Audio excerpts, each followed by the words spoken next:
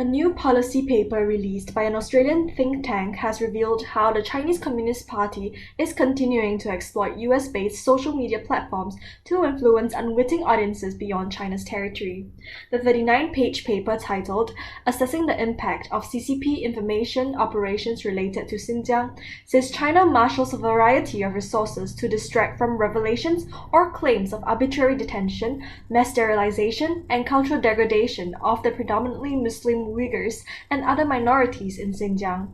For instance, posts by official Chinese state media and diplomatic accounts inundate US-based social media platforms with pro-CCP content to drown out opinions that are critical of the Chinese government by reducing the efficacy of hashtags such as Xinjiang or genocide games, the papers say.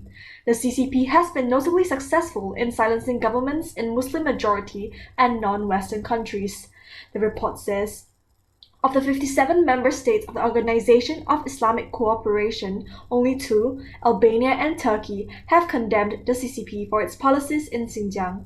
The report recommends that foreign governments and civil society groups work more closely with social media platforms and broadcasters to counter the CCP's global campaign of transnational repression and information warfare.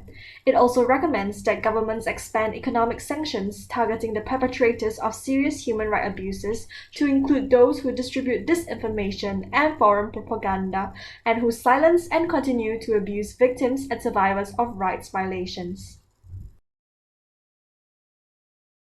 Blockchain technology on the rise in Vietnam. With the boom in blockchain technology and speedy digital transformation, Vietnam has great potential for blockchain development to compete in the global market, speakers said at a recent seminar in Ho Chi Minh City.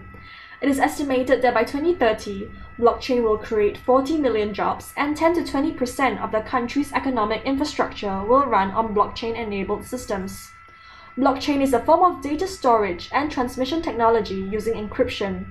Its transparency in data sharing is the reason countries in the finance, logistics, and retail industries are investing heavily in its application. Earlier this year, Vietnam launched the first official legal entity for blockchain, the Vietnam Blockchain Union. It brings together enthusiasts for blockchain technology research and application throughout Vietnam. Vietnam is one of the 5 leading countries in blockchain, and there are currently about 10 innovative Vietnamese startups in the field with a capitalization of over $100 million. Among the top 20 companies developed based on blockchain technology, 7 are founded by Vietnamese people. In a recent media briefing titled Building Cyber Resilience to Manage Growing Digital Attack Surfaces in Malaysia, Trend Micro Incorporated highlighted that 82% of enterprises in Malaysia are worried about their expanding attack surface.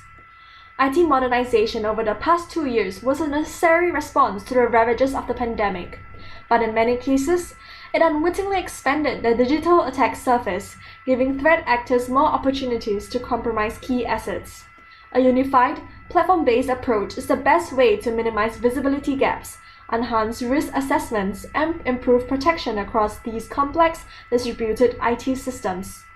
To help manage the overall cyber risk across local enterprises, Trend Micro announced the launch of Trend Micro One, a new unified cybersecurity and attack surface management platform. Cybersecurity researchers have reiterated similarities between the latest iteration of the LockBit ransomware and BlackMatter, a rebranded variant of the DarkSide ransomware strain that closed shop in November 2021. The new version of LockBit, called LockBit 3.0 or LockBit Black, was released in June 2022, launching a brand new leak site and was the very first ransomware bug bounty program alongside Zcash as a cryptocurrency payment option.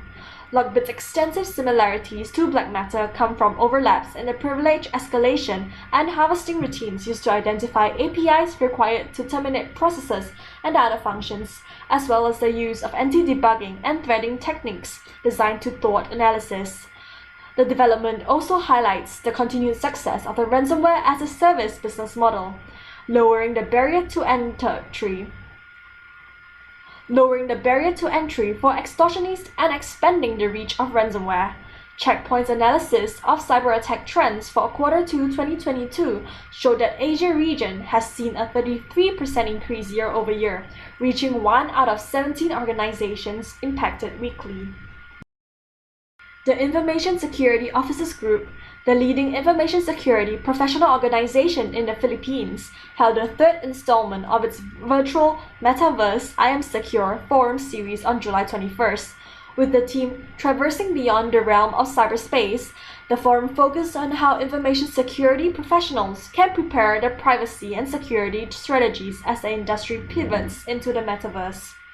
Hacktivism in the metaverse and reimagining its consumer impact were raised during the panel discussion, which allowed the panelists to present their insights on the challenges of the new technology.